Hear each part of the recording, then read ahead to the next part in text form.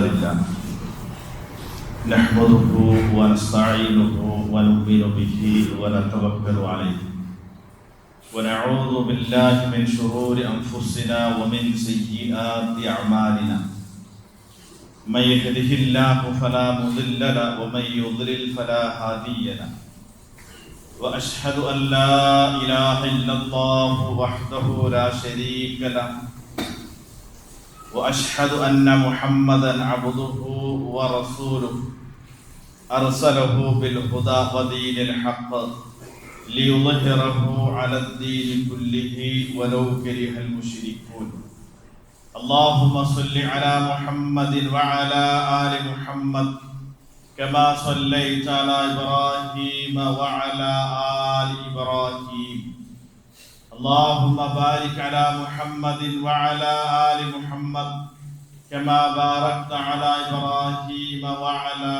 آل إبراهيم إنك حميد مجيد أما بعد فإن خير الكلام كلام الله وخير الهدي هدي محمد صلى الله عليه وسلم وشر الأمور محدثاتها وكل محدثة بدعة وكل بدعة ضلالة وكل ضلالة في النار أعوذ بالله من الشيطان الرجيم بسم الله الرحمن الرحيم يا أيها الذين آمنوا اتقوا الله حق تقاته ولا تموتن إلا وأنتم مسلمون يا أيها الناس اتقوا ربكم الذي خلقكم من نفس واحدة وخلق منها زوجها وبث منهما رجالا كثيرا ونساء واتقوا الله الذي تساءلون به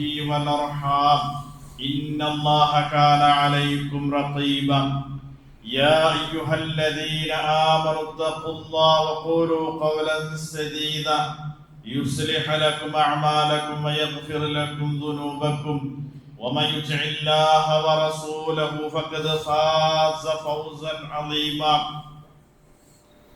ولا تحسبن الله غافلا عما يعمل الظالمون إنما يؤخرهم ليوم تشخص فيه الأبصار പ്രിയമുള്ള സത്യവിശ്വാസി വിശ്വാസിനികളെ, ജീവിതത്തിന്റെ എല്ലാ രംഗങ്ങളിലും അല്ലാഹു സുബ്ഹാനഹു വ തആലയുടെ കൽപ്പനകളും നിർദ്ദേശങ്ങളും കഴിവിന്റെ പരമാവധി സൂക്ഷിച്ചും പാലിച്ചും തഖ്വയോടുകൂടി ജീവിക്കണമെന്ന് അതിന്റെ പ്രാധാന്യത്തോടും ഗൗരവത്തോടും കൂടി അവരെ ഉണർത്തുകയാണ്, വസിയത്ത് ചെയ്യുകയാണ്. അല്ലാഹു സുബ്ഹാനഹു വ തആല ഇഷ്ടപ്പെട്ട രൂപത്തിൽ ജീവിക്കുവാനും അള്ളാഹുവിന്റെ തൃപ്തി കരസ്ഥമാക്കിയ ലോകത്തോട് വിട പറയുവാനും അള്ളാഹു നമുക്ക് തൗഫീഖ് നൽകി അനുഗ്രഹിക്കുമാറാകട്ടെ. സൂറത്തു ഇബ്രാഹീമിലെ 42-ാമത്തെ വചനമാണ് ആമുഖമായി ഞാൻ ഓതിക്കേൽപ്പിച്ചത്. വളരെ വേദനാജനകമായ സമകാലിക സാഹചര്യങ്ങളിലൂടെയാണ് മുസ്ലിം ലോകം കടന്നുപോയിക്കൊണ്ടിരിക്കുന്നത്. നമ്മയൊക്കെ ഏറെ വേദനിപ്പിച്ചുകൊണ്ടും അല്ലെങ്കിൽ ഒരു നിസ്സഹായതയുടെ മുമ്പിൽ പകച്ചു നിന്നുകൊണ്ടുമാണ് നമ്മളൊക്കെ ഈ ആഴ്ചകളിൽ കടന്നുപോയിക്കൊണ്ടിരിക്കുന്നത്. എല്ലാവരും പറയുന്നത് പോലെ, അവിടുന്ന് റിപ്പോർട്ട് ചെയ്യപ്പെടുന്നത് പോലെ ഗസ ആ നഗരം നിന്ന് കത്തുകയാണ് എന്നതാണ് അവിടെ നിന്ന് റിപ്പോർട്ട് ചെയ്യപ്പെടുന്ന സംഗതി. സ്വാഭാവികമായി തനിയെ കത്തുന്നതല്ലെന്നും ലോകത്തെ ഏറ്റവും ക്രൂരമായ ഒരു രാഷ്ട്രം കത്തിക്കുകയാണ് എന്നുമുള്ളത് ഏവർക്കും ബോധ്യപ്പെടുന്ന സംഗതിയാണ്. ഈ സാഹചര്യത്തിൽ നമ്മെ സംബന്ധിച്ചിടത്തോളം നമുക്കൊക്കെയും ചില പരിധികളുണ്ട്. അതിലപ്പുറം ചില നിസ്സഹായതയുടെ മുമ്പിൽ പകച്ചു നിൽക്കുകയാണ് നമ്മൾ.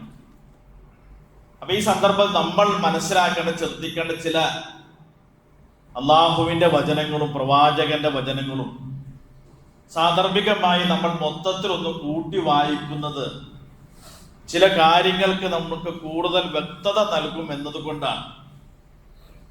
റസൂലുള്ളാഹി സ്വല്ലല്ലാഹു അലൈഹി വസല്ലമയുടെ സഹാബത്തിൽ ഏറെ പ്രഥമ സ്ഥാനത്തുണ്ടായിരുന്ന വ്യക്തിത്വമാണ് മുആദ് ഇബ്നു ജബൽ റളിയല്ലാഹു അൻഹു. വളരെ പ്രായം കുറഞ്ഞ വ്യക്തിത്വം. 16 17 വയസ്സിലൊക്കെയാണ് യമനിലെ ഗവർണറായി നബി നിശ്ചയിക്കുന്നത്. യമനിലെ ഗവർണറായി നിശ്ചയിക്കുന്നത് നബി സല്ലല്ലാഹു അലൈഹി വസല്ലം അദ്ദേഹത്തെ ഒട്ടകപ്പുറത്ത് കയറ്റിയിരുത്തി അദ്ദേഹത്തിന്റെ ഒട്ടകത്തിന്റെ കയറ് നബി സല്ലല്ലാഹു അലൈഹി വസല്ലമ നടന്നുകൊണ്ട് പിടിച്ചുകൊണ്ട് പോവുകയാണ്. മദീനയുടെ ബൗണ്ടറി വരെ അദ്ദേഹത്തെ നബി യാത്രയാക്കി അവിടെ നിന്നാണ് പറഞ്ഞയക്കുന്നത്. ഈ പോകുന്ന വഴിയൊക്കെ നബി സല്ലല്ലാഹു അലൈഹി വസല്ലം വളരെ വൈകാരികമായി വികാരഭരിതരായി നൽകിയ മുആദ് ഇബ്നു ജബൽ നൽകിയ ചില ഉപദേശങ്ങളുണ്ട്. ആ ഉപദേശത്തിലാണ് നബി സല്ലല്ലാഹു അലൈഹി വസല്ലം അവസാനം പറഞ്ഞത്, മുആദേ, അടുത്ത കൊല്ലം അല്ലെങ്കിൽ ഇനി നീ തിരിച്ചു വരുമ്പോൾ എന്നെ കാണാൻ കഴിയുകയില്ല, എന്റെ ഖബറായിരിക്കും നീ കാണുക എന്ന് ആർക്കും നൽകാത്ത ഒരു സൂചന നബി സല്ലല്ലാഹു അലൈഹി വസല്ലം മുആദ് ഇബ്നു ജബൽ നൽകിയതാണ്. ചരിത്രത്തിൽ വലിയ പ്രാധാന്യമുള്ള സഹാബിയാണ് മുആദ് ഇബ്നു ജബൽ. അപ്പൊ ഞാൻ അത് പറയാനല്ല, അദ്ദേഹത്തോട് നബി സല്ലല്ലാഹു അലൈഹി വസല്ലം ഉപദേശത്തിന്റെ ഒരു ഭാഗം എന്താ അറിയാമോ? യാ മുആദ് ഇത്തഖി ദഅവത്തൽ മദ്ലൂം, മർദിതന്റെ പ്രാർത്ഥനയെ നീ കരുതണം കേട്ടോ, സൂക്ഷിക്കണം. ഫഇന്നഹു ലൈസ ബൈനഹാ വ ബൈനല്ലാഹി ഹിജാബ്. ഞാൻ നിന്നോട് എന്ത് അങ്ങനെ പറയാൻ കാരണം അറിയാമോ? ആ മർദിതന്റെ ദുആഇന്റെയും അല്ലാഹുവിന്റെ ഇടയിൽ വേറെ മറ ഉണ്ടാവില്ല. നീ ആരാണെന്നോ നിന്റെ പദവി എന്താണെന്നോ നിന്റെ ശ്രേഷ്ഠത എന്താണെന്നോ ഒന്നും പരിഗണിക്കപ്പെടില്ല. നബി ഞാൻ അതിയായി നിന്നെ സ്നേഹിക്കുന്നു എന്ന് തുറന്നു പറഞ്ഞ ഒരു വ്യക്തിത്വമാണ് മുആദ് ഇബ്നു ജബൽ. അദ്ദേഹത്തോടെ പറഞ്ഞു, നീ ആ നാട്ടിൽ ചെല്ലുമ്പോൾ നീ കാരണം നിനക്കെതിരെ ഒരാൾ പ്രാർത്ഥിക്കുന്ന ഒരു സാഹചര്യം ഉണ്ടാകുന്നുണ്ട്. കാരണം ഒരു ആക്രമിക്കപ്പെട്ടവൻ അല്ലെങ്കിൽ ഒരു മർദ്ദിതനായവൻ, ഒരു ഇരയായ മനുഷ്യന്റെ പ്രാർത്ഥന ഒരു കാരണവശാലും അല്ലാഹു സുബ്ഹാനഹു വ തആല എന്തിന്റെ പേരിൽ തട്ടുകയില്ല എന്നുള്ളതാണ്. ഇത് നമ്മൾ ശ്രദ്ധിക്കേണ്ട സംഗതി. ഒരു ഭാഗം എന്താണെന്നറിയോ? നമ്മൾക്ക് ദിവസവും ശ്രദ്ധിക്കേണ്ട സംഗതി, എനിക്കെതിരെ ആരും പ്രാർത്ഥിക്കുന്നില്ല എന്ന് നമ്മൾ ഉറപ്പുവരുത്തണ്ടേ. എനിക്കെതിരെ നമ്മൾ അല്ലാഹുവിനോട് കൈകൾ നീട്ടുമ്പോൾ മറുവശത്ത് അല്ലെങ്കിൽ മറുപുറത്ത് മറ്റൊരു സ്ഥലത്തിരുന്ന് നമുക്കെതിരെ പ്രാർത്ഥിക്കരുത് എന്ന ഒരു നിർബന്ധം നമുക്ക് വേണം. അതാണ് അതിന്റെ ഒരു ഭാഗം. പക്ഷേ നബി സല്ലല്ലാഹു അലൈഹി വസല്ലം നൽകിയ ഇത് വലിയ ഒരു പ്രതീക്ഷയാണ്. മർദ്ദിതനുള്ള ഏറ്റവും വലിയ ആയുധം എന്ന് പറഞ്ഞാൽ അവന്റെ പ്രാർത്ഥനയാണ്. അതുകൊണ്ട് ലോകത്ത് ആരായാലും ശരി, ഇരകളായിപ്പെടുന്ന, ആക്രമിക്കപ്പെടുന്ന, മർദ്ദിതരായി മാറുന്ന ജനങ്ങളുടെ ഏറ്റവും വലിയ ശക്തിയും ആയുധവും കരുത്തും ആശ്വാസവും അവരുടെ പ്രാർത്ഥനയിലാണ്. അതുകൊണ്ട് ഫലസ്തീനിലെ ഗസയിൽ ഈ കിരാതമായ ഈ ക്രൂരമർദ്ദനങ്ങൾക്ക് ഇരയാകുന്ന പാവപ്പെട്ട മുസ്ലിം സമൂഹത്തിന് നമ്മുടെയൊക്കെ പ്രാർത്ഥന, അല്ലാഹു സുബ്ഹാനഹു വ തആല ആ പാവപ്പെട്ട സമൂഹത്തിന് എല്ലാ രക്ഷയും മോചനവും ആശ്വാസവും നൽകി അനുഗ്രഹിക്കുമാറാകട്ടെ. ക്രൂരന്മാരായ ഇസ്ലാമിന്റെയും മുസ്ലിങ്ങളുടെ ശത്രുക്കൾ അല്ലാഹു ദൈവികമായ ഒരു ഇടപെടൽ കൊണ്ട് അവരെ നിയന്ത്രിക്കുകയും അല്ലാഹു സുബ്ഹാനഹു വ തആല അവരുടെ എല്ലാ അക്രമങ്ങളിൽ നിന്നും ആ പാവപ്പെട്ട ജനങ്ങളെയും ആ നാടിനെയും രക്ഷപ്പെടുത്തി അനുഗ്രഹിക്കുമാറാകട്ടെ. നമ്മൾ കേവലമായ ഒരു പ്രാർത്ഥന ചടങ്ങായി സത്യത്തിൽ മാറരുത്. ഞാൻ പറഞ്ഞത്, നമ്മുടെ ഉള്ളിൽ നിന്ന് നമ്മുടെ ഒരു നേരത്ത് പോലും അവർക്ക് വേണ്ടി പ്രാർത്ഥിക്കാത്ത ഒരു സമയം ഉണ്ടാകരുത്. നമ്മൾ പറയുന്നതിന് ഒരു അല്പസ്വല്പം സത്യസന്ധതയും ആത്മാർത്ഥതയും വേണ്ടേ? അതാണ് ഞാൻ പറഞ്ഞത്. അതുകൊണ്ട് പ്രാർത്ഥന വലിയ ആയുധമാണ് എന്ന് നമ്മൾ തിരിച്ചറിയാം. അപ്പൊ അതുകൊണ്ട് നമുക്ക് വലിയ പ്രതീക്ഷ ആ വിഷയത്തിലുണ്ട് എന്നുള്ളതാണ്. മറ്റൊരു രംഗം എന്താണെന്നറിയോ? നബി സല്ലല്ലാഹു അലൈഹി വസല്ലമയുടെ പ്രബോധനത്തിന്റെ ആദ്യ കാലഘട്ടത്തിൽ സഹാബത്തിന്റെ കൂട്ടത്തിൽ ഏറ്റവും കൂടുതൽ വ്യക്തിപരമായ മർദ്ദനങ്ങൾക്ക് ഇരയായ ഒരു വ്യക്തിയായിരുന്നു ഖബ്ബാബ് ഇബ്നുൽ അറത്ത് എന്ന് പറഞ്ഞ സഹാബി റളിയല്ലാഹു അൻഹു. പിന്നീട് ഉമർ റളിയല്ലാഹു അൻഹു അദ്ദേഹത്തോടെ ചരിത്രം ചോദിപ്പിക്കുമ്പോൾ ഉമർ റളിയല്ലാഹു ചോദിച്ച ഒരു സംഗതിയുണ്ട്. എന്താണെന്നറിയോ? അങ്ങക്ക് പ്രയാസമില്ലെങ്കിൽ വസ്ത്രം ഒന്ന് ഉയർത്തി കാണിക്കാമോ എന്നാണ് ഖബ്ബാബ് ഇബ്നുൽ അറത്തിനോട് ചോദിക്കുന്നത്. അപ്പൊ ആ ഖബ്ബാബ് പറഞ്ഞാൽ ഇന്ന് വരെയും ഒരാളുടെ മുമ്പിൽ അത് പ്രദർശിപ്പിച്ചിട്ടില്ല. അങ്ങയുടെ മനസ്സ് മനസ്സിലാക്കിയതുകൊണ്ട്, അമീർ മുഅ്മിനായതുകൊണ്ട് അദ്ദേഹത്തിന്റെ അരയ്ക്ക് മുകളിലുള്ള ശരീരത്തിന്റെ വസ്ത്രം മാറ്റി കാണിച്ചു കൊടുത്തു. മറുപടി കണ്ണു പൊത്തിയതാണ് എന്ന് പറഞ്ഞാൽ അനുഭവിച്ച പീഡനങ്ങളുടെ ബാക്കി പത്രം.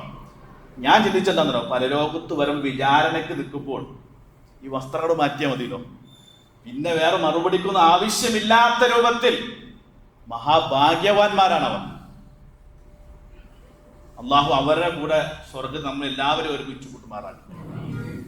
ഈ ഹബ്ബാബ് ബിൻ അർത്ത് നബിയുടെ അടുത്തേക്ക് വരിക, ശരീരത്തിൽ നിന്ന് രക്തവും ജലവും ഒലിച്ച് എരുപ്പ് പഠിപ്പിച്ച് ശരീരത്തിൽ വെച്ചതാണ്.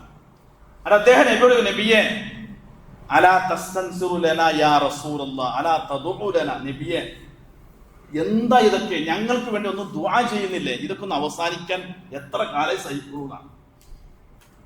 ഇപ്പൊ നബി സല്ലല്ലാഹു അലൈഹി വസല്ലം ഹബ്ബാബിന്റെ അർത്ഥനോട് എന്താ പറഞ്ഞത്? ഹബ്ബാബേ, പൂർവികരായ സമൂഹം ഉണ്ടായിരുന്നു, അവരെ ചില ആളുകളെ അവരുടെ ശത്രുക്കൾ ജീവനോടെ പിടിച്ചു കൊണ്ടുവന്ന് കുഴിയിലിട്ട് ജീവനോടെ മണ്ണിട്ട് കുഴിച്ചു മൂടിയിട്ടുണ്ട്. ചില ആളുകളെ ഈർച്ചവാറുകൊണ്ട് അറുത്ത് 2 കഷ്ണങ്ങളാക്കി മാറ്റിയിട്ടുണ്ട്. അങ്ങനെ പലതരത്തിലുള്ള അക്രമങ്ങൾക്ക് ഇരയായിട്ടും അവരൊന്നും ഈ ഇസ്ലാമിനോട് മനം മടുത്ത് തിരിച്ചു പോകേണ്ട സാഹചര്യം ഉണ്ടായിട്ടില്ല കേട്ടോ. എന്റെ നബി പറയാണ്, വലാകിൻ തസ്തഅ്ജിലൂൻ, ഹബ്ബാബേ ധൃതി കാണിക്കില്ലേ എന്നാണ്. ധൃതി നിങ്ങൾ ആരോടാ പറയുന്നത്? നമ്മളോടാ പറയുന്നെങ്കിൽ രസമുണ്ടായി. ഇത് ആരോടാ പറയുന്നത്? നേർ സാക്ഷിയാണ് ഹബ്ബാബ്. ഈ ഹബ്ബാബിന് പറയാ, ധൃതി കാണിക്കല്ലേ, അള്ളാഹുവിന്റെ വാഗ്ദാനം സത്യസന്ധമായി നിങ്ങൾക്ക് പുലരും. നബി വലിയൊരു വാഗ്ദാനം കൊടുക്കുന്നുണ്ട്. ഈ മക്ക നഗരത്തിൽ വരാനിരിക്കുന്ന വലിയൊരു സാമൂഹ്യ അന്തരീക്ഷത്തിന്റെ ഉദാഹരണം നബി പറഞ്ഞു കൊടുക്കുന്നുണ്ട്. ഞാൻ ഇത് പറയുന്നത് എന്താണെന്നറിയോ? ഇത് വലിയ പ്രതീക്ഷയാണ്. നമുക്ക് ധൃതി ഒരു പരിഹാരമല്ല. അല്ലാഹു സുബ്ഹാനഹു വ തആലയുടെ നടപടിക്കും അല്ലാഹു ഒരു ലക്ഷ്യമുണ്ടാവും. അതുവരെയും ഒരു അല്പസ്വല്പം പ്രതീക്ഷയോട് കൂടി നമ്മൾ ഇരിക്കണം. ഇത് നമ്മളെങ്ങനെ രസക്കാരോട് പറയും? ആ പാവപ്പെട്ടവരോട് നിങ്ങൾ ക്ഷമിക്കൂ, സഹിക്കൂ എന്ന് പറയാൻ നമുക്ക് വലിയ സുഖം, അവരോട് എങ്ങനെ പറയും എന്നാണ്. പക്ഷെ എന്നാലും നമുക്ക് പ്രവാചകന്റെ ഈ 2 വചനങ്ങളൊക്കെ ഏറെ പ്രതീക്ഷയാണ്, നിരാശപ്പെടേണ്ടതില്ല എന്നുള്ളതാണ്. എന്നിട്ട് അല്ലാഹുവിന്റെ റസൂൽ സല്ലല്ലാഹു അലൈഹി വസല്ലമ ഒരു ആയത്ത് ഓതി കൊടുക്കുകയാണ്. എന്താ? അം ഹസിബ്തും അൻ തദ്ഖുലുൽ ജന്നത വലമ്മ യഅതികും മസലുൽ ലദീന ഖലൗ മിൻ ഖബ്ലികും, നിങ്ങളുടെ പൂർവികരായ ആളുകൾ ഒരുപാട് അക്രമങ്ങൾക്ക് ഇരയായിട്ടുണ്ട്. എത്രത്തോളം? പ്രവാചകന്മാർ പോലും പേടിച്ച് വിറച്ചുപോയി. ഹത്താ യഖൂല റസൂൽ വല്ലദീന ആമനു മത്താ റസൂലുള്ളാഹ്, പ്രവാചകൻ പോലും ഇത് പടച്ചവനെ എപ്പോഴാണ് നിന്റെ സഹായം വരാന്ന്? ഒരു പ്രവാചകൻ അറ്റ കയ്യാണ്, പ്രവാചകൻ പോലും ചോദിച്ചു പോയിന്ന, എന്നാണ് അള്ളാഹുവെ നീ ഒന്ന് സഹായിക്ക എന്ന്. അള്ളാഹു പറയാണ് ആ പ്രവാചകനെ കുറിച്ച്, ഹത്താ ഇദസ്തൈഅസ റുസുൽ, ചില പീഡനങ്ങളൊക്കെ അനുഭവിച്ചു പ്രവാചകന്മാർക്ക് പോലും നിരാശ വരാറായിന്ന്. അനുഭവിച്ചിട്ട് അതിനൊരു അറ്റമില്ല, ഇത് എവിടെയും ചെന്ന് എത്തുന്നില്ല. അങ്ങനെ പ്രവാചകന്മാര് പോലും ചോദിച്ചു പോയ ഒരു സാഹചര്യം മുമ്പുണ്ടായിട്ടുണ്ടെന്നാണ്. അള്ളാഹു പറഞ്ഞു, ജാഅഹും നസ്റുനാ, അങ്ങനെ ഇരിക്കെ അവർക്ക് പ്രതീക്ഷ നൽകിക്കൊണ്ട് എൻ്റെ സഹായം വന്നു എന്നാണ്. അത് വരുമെന്നുള്ളത് ഉറപ്പാണ്. അല്ലാഹു സുബ്ഹാനഹു വ തആല നൽകിയ വാഗ്ദാനം അല്ലാഹു സത്യസന്ധമായി പാലിക്കുമെന്നുള്ളതാണ്. ഇതൊരു ഭാഗമാണ്. രണ്ടാമത്തത് എന്താണെന്നറിയാമോ? നമ്മുടെയൊക്കെ മനസ്സിൽ ചോദിക്കാൻ നമ്മൾ കൊതിക്കുന്ന ചില ചോദ്യങ്ങളുണ്ട്. ആ ചോദ്യങ്ങളൊക്കെ നമുക്കൊരു വിശ്വാസപരമായി ചോദിക്കാൻ പാടുണ്ടോ എന്ന് ചോദിച്ചാൽ സൂക്ഷ്മതയോട് കൂടി ചോദിക്കാൻ പാടില്ല എന്നാണ് നമുക്ക് പറയാൻ പറ്റുള്ളൂ. ഇത്രയെല്ലാം നടന്നിട്ടും എന്താണ് ഒരു ദൈവികമായ ഇടപെടൽ അല്ലാഹുവിന്റെ ഭാഗത്തുനിന്ന് വരാത്തത് നമുക്ക് തോന്നാറില്ല. യഥാർത്ഥത്തിൽ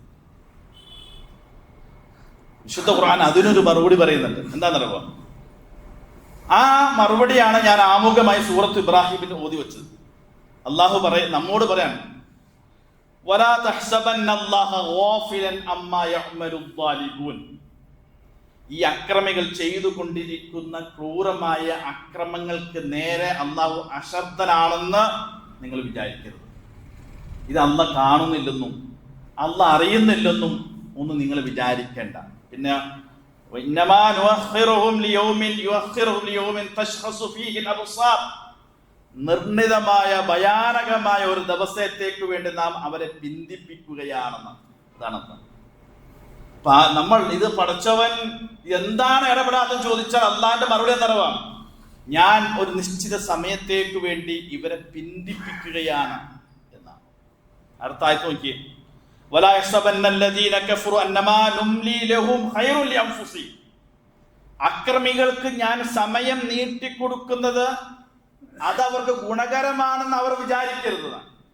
ഞാൻ സമയം നീട്ടിക്കൊടുക്കും, എത്ര ചെയ്തിട്ട് പോലും ദൈവികമായ ഇടപെടൽ വരാതെ നീട്ടി സൗകര്യം ഒരു പക്ഷെ ഒരുക്കി കൊടുക്കും.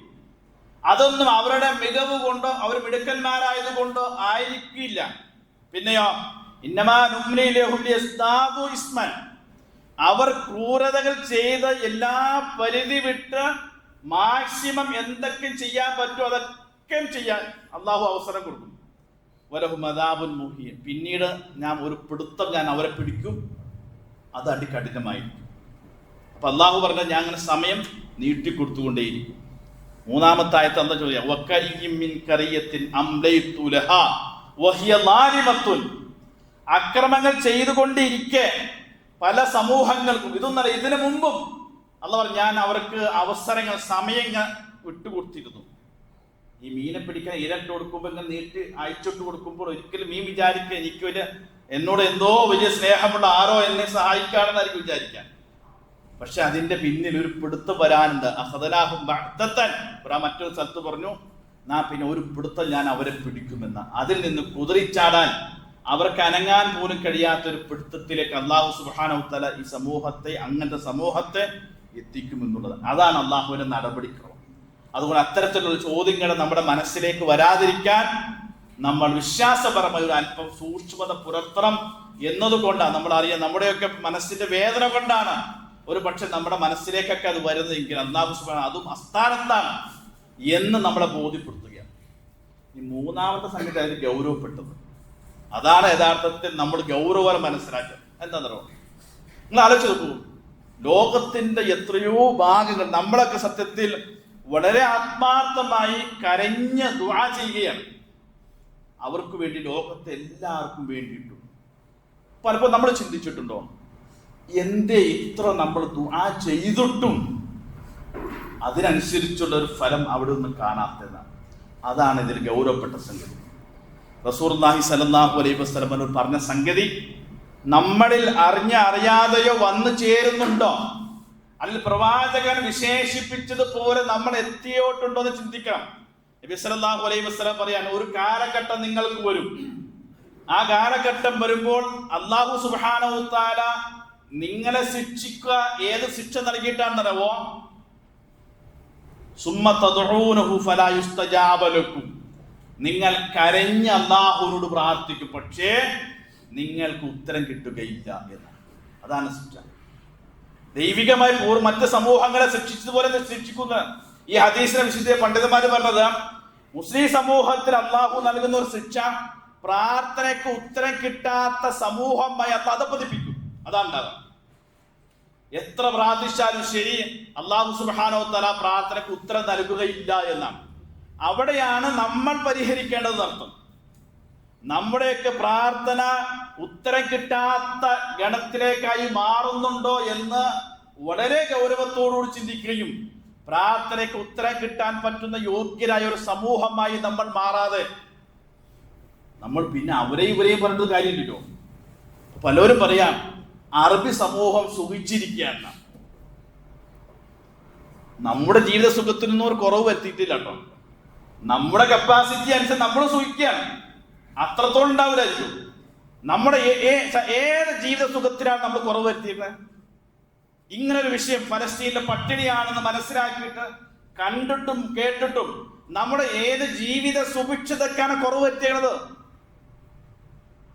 നമ്മളാരും തയ്യാറാവുന്നില്ലല്ലോ. അപ്പൊ നമുക്ക് മറ്റുള്ളവരെ കുറിച്ച് പറയാനിപ്പ അതല്ല, നമ്മൾ ആ നിലക്ക് നമ്മൾ വ്യക്തിപരമായി നമ്മളൊന്ന് പാകപ്പെടും. ഞാൻ അവരെ വിചാരിച്ചിട്ട് ആ പാവപ്പെട്ടവരെ വിചാരിച്ചിട്ട് നമ്മുടെയൊക്കെ ആളുകളാണെങ്കിൽ നമുക്ക് എന്തെങ്കിലും ഭക്ഷണം കഴിക്കുമ്പോൾ ഇറങ്ങി പോകുമോ? ഇല്ലല്ലോ. നമ്മുടെ സുഭിക്ഷതക്കും നമ്മുടെ ആസ്വാദനങ്ങൾക്കും ഒരു കുറവില്ല. അത് അനുസ്യൂതം മുമ്പ് എങ്ങനെയാണോ അത് അങ്ങനെ തന്നെ നമ്മൾ തുടർന്നു പോവുകയാണ്. അപ്പൊ നമ്മൾ മറ്റുള്ളവരെ പഴിചാരിയിട്ട് നമ്മൾ മിടുക്കന്മാരാകുന്നതിന് ഒരർത്ഥമില്ല എന്നർത്ഥം. പക്ഷെ അതുകൊണ്ട് നമ്മൾ നബി സല്ലല്ലാഹു അലൈഹി വസല്ലമ പറഞ്ഞ ആ ഒരു അവസാന ഘട്ടത്തിലേക്ക് ആകുന്നുണ്ടോ എന്ന് നമ്മൾ ശ്രദ്ധിക്കണം. അങ്ങനെ ആകാൻ കാരണം എന്താണ്? നബി സല്ലല്ലാഹു അലൈഹി വസല്ലം പറഞ്ഞത്, നിങ്ങളുടെ അവസ്ഥ നന്മ കൽപ്പിക്കുക, തിന്മ വിരോധിക്കുക എന്ന വലിയ ഉത്തരവാദിത്തത്തിൽ നിന്ന് മുസ്ലിം സമൂഹം അതിവിദൂരം പിന്നോട്ട് പോകുക. ആലോചിച്ച് നോക്കൂ, നന്മ കൽപ്പിക്കുക, തിന്മ വിരോധിക്കുക. ഇന്ന് നമ്മുടെ സാമൂഹ്യ അന്തരീക്ഷം എടുത്ത് നോക്കൂ.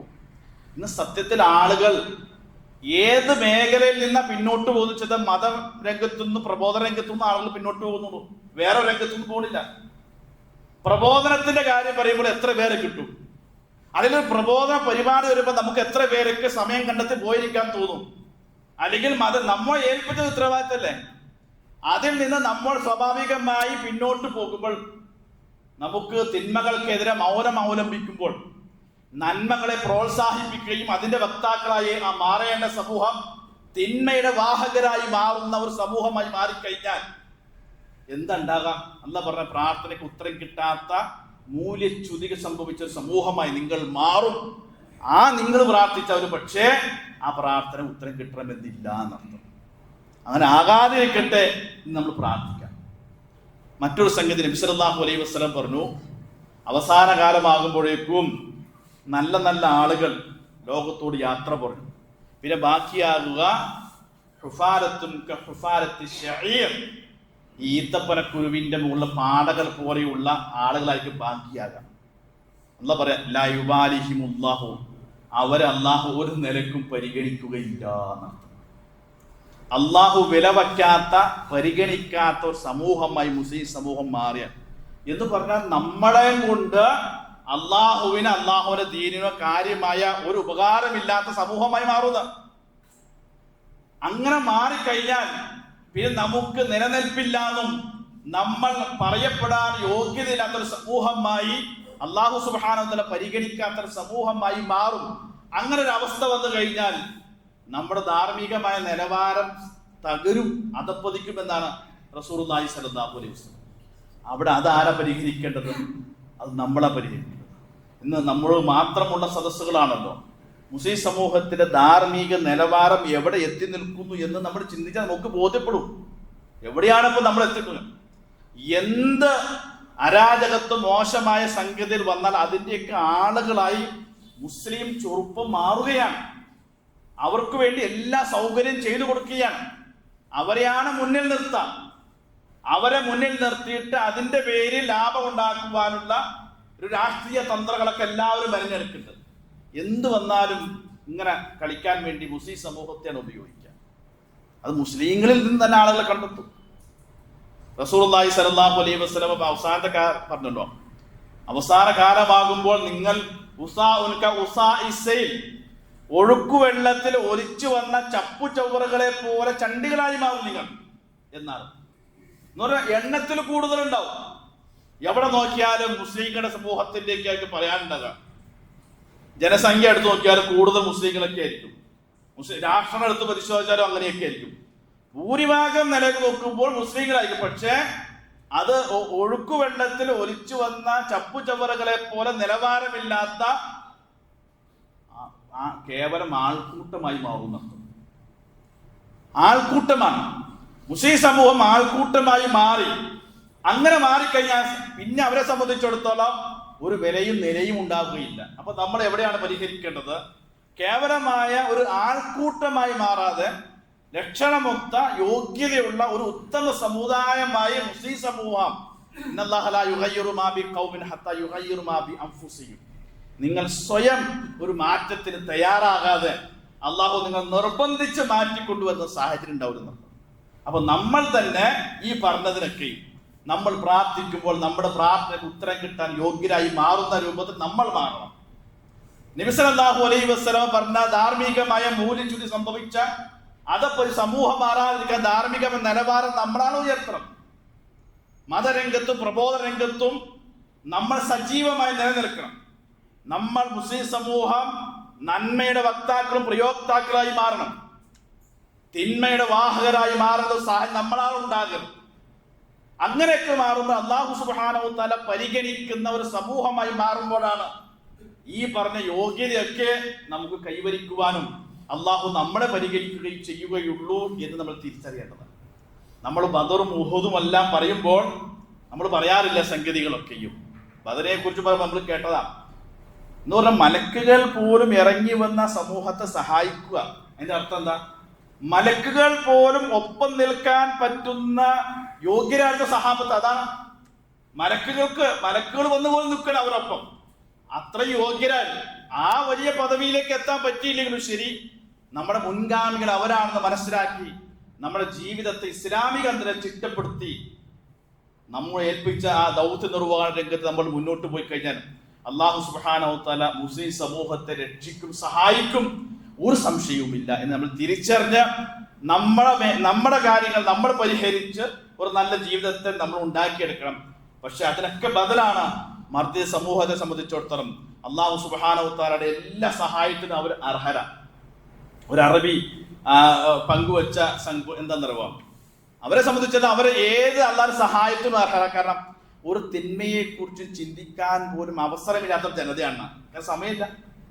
ഒരു തിന്മയെ കുറിച്ച് ചിന്തിക്കാൻ പോലും സമയമില്ലാത്ത, അവസരമില്ലാത്ത ഒരു ജനതയെ പിന്നെ എങ്ങനെ അല്ലാഹ് സഹായിക്കാതിരിക്കുക? അല്ലാഹു സുബ്ഹാനഹു വ തആല സഹായിക്കും. അള്ളാഹുവിന്റെ സഹായം കിട്ടാൻ വേണ്ടി നമ്മൾ പ്രാർത്ഥിക്കുക. നമ്മുടെ പ്രാർത്ഥന കൂടി അത് ഉപകരിക്കുന്നവരായി നമ്മൾ മാറണം. അല്ലാഹു സുബ്ഹാനഹു ലോകത്തിന്റെ വിവിധ ഭാഗങ്ങളിൽ പ്രയാസപ്പെടുന്ന എല്ലാ മുസ്ലിം സഹോദരന്മാർക്കും രക്ഷയും മോചനവും ആശ്വാസവും നൽകി അനുഗ്രഹിക്കുമാറാകട്ടെ. നമ്മൾ ഒരു നല്ല യഥാർത്ഥ മുസ്ലിങ്ങളായി ജീവിച്ചു മരിക്കാൻ പരമാവധി പരിശ്രമിക്കണം. അല്ലാഹു സുബ്ഹാനഹു തആല നമുക്കും തൗഫീഖ് നൽകി അനുഗ്രഹിക്കുമാറാകട്ടെ.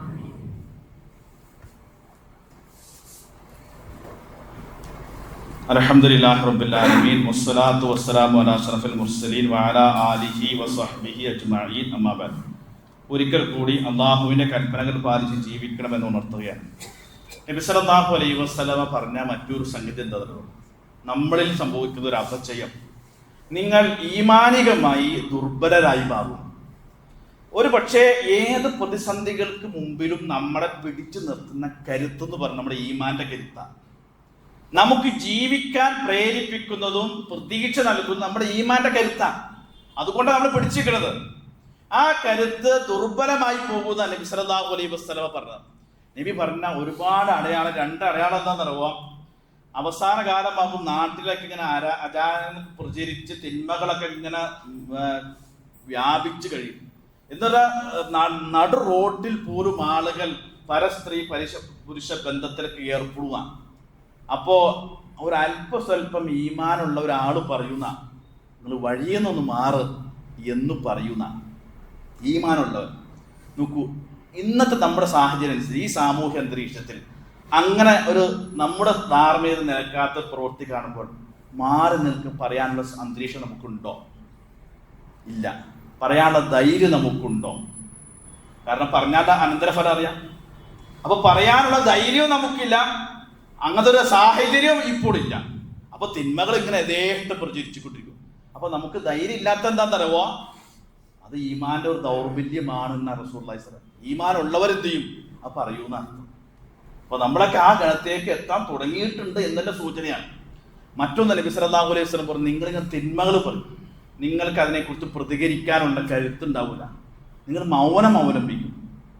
അവസാനം നിങ്ങൾ കണ്ടെത്തുന്നത് മനസ്സുകൊണ്ട് നിങ്ങൾക്ക് വെറുക്കാനേ പറ്റുള്ളൂ. അതാരാ? അള്ളാഹുൽ ഈമാൻ.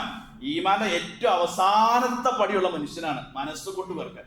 അതിന് ഒരു തിന്മ കാണുമ്പോൾ വേദന തോന്നി, ഇത് തിന്മയാണല്ലോ, പാടില്ലാത്തതാണല്ലോ എന്ന് മനസ്സിന് വേദന പോലും തോന്നുന്നില്ലെങ്കിൽ നമ്മുടെ ഈമാന്റെ ഗ്രാഫ് എവിടെയാണെന്ന് ആലോചിച്ച് നോക്കൂ. അല്ലാഹു സുബ്ഹാനഹു വ തആല നമ്മെ കാത്തു രക്ഷിക്കുമാറാകട്ടെ.